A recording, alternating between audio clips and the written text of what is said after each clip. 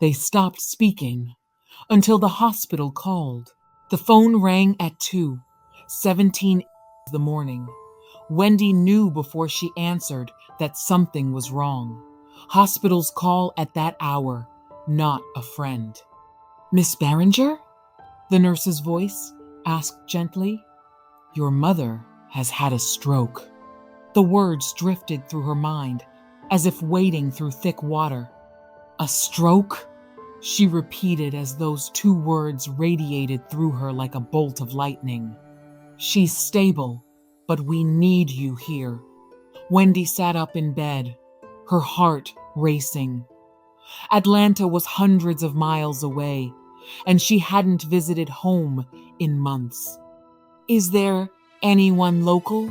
the nurse asked. Wendy hesitated as she went over in her head a list of who could her brother. Yes, my brother. The brother to whom she hadn't spoken in almost a year.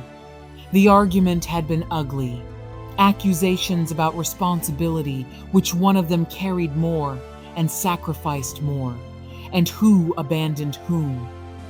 After they hung up that day, neither of them called back. Now her mother lay in a hospital bed. What was she to do? She scrolled to his name. Her thumb hovered over it. Her mother needed someone there who had the right to make life-saving decisions when necessary. Swallowing hard, she exhaled, then dialed his phone.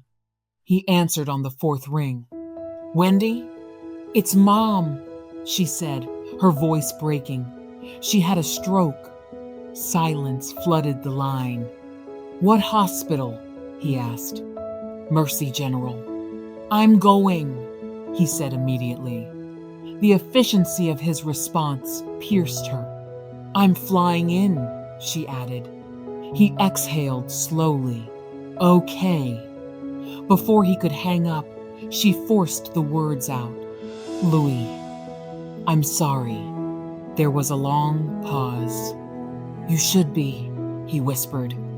The words stung, but she didn't defend herself this time. She admitted she felt overwhelmed. "And I avoided it instead of facing it." "You avoided us," he replied. She closed her eyes. "You're right." At the hospital the next day, they stood in the hallway outside their mother's room. He looked tired, older. She noticed for the first time how much weight he had been carrying. "I've been doing this alone," he said, without looking at her. "I know. She asked about you last month." Guilt flooded her chest. "I was afraid to come," she admitted. He finally looked at her. "What are you afraid of?" "Afraid of watching her fade. I feared you would say I hadn't done enough." He stared at her, anger softening into something else. "I wasn't mad because you left," he whispered. "Maya, I was angry because I felt alone." The honesty between them felt sacred. They entered the room together. Their mother lay still, monitors humming softly beside her. Wendy reached for her hand. Louis stood on the other side of the bed. "Mama," Wendy whispered, tears sliding down her face. "I'm here." Her mother's eyelids fluttered faintly. Louis cleared his throat. "She can hear you." Wendy looked across the bed at him. "Can we pray?" she asked. He hesitated for only a second before nodding. They joined hands over their mother. "God is our refuge and strength," Wendy began softly. "A very present help in trouble," Louis continued, his voice low but steady. "Therefore, we will not fear."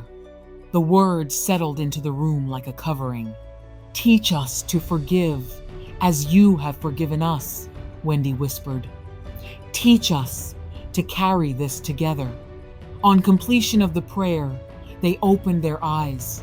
Nothing outward had changed, but something had shifted. Louis squeezed her hand once before letting go. "We'll make a schedule," he said. You take 2 weeks at a time. I'll handle the rest. She nodded. We'll share it. For the first time in a long time, they stood side by side, not as opponents, but as siblings again. The machines continued their quiet hum, but the real healing had already begun. Sometimes in our lives, those heart-rending moments become the catalysts for redirecting our path to a place and time that fosters the best of who we truly are. To be a source of comfort while in the service of others, as we carry on the chain link of life through healing, serving, forgiving, and engaging on a level that honors God and life itself. Thank you for watching. Please subscribe if you haven't for more stories like these. Do not forget to hit the like button and also share. Kindly leave a comment to share your ideas. And also check us out on Facebook and TikTok at Ohenewaa.Speaks. Thank you.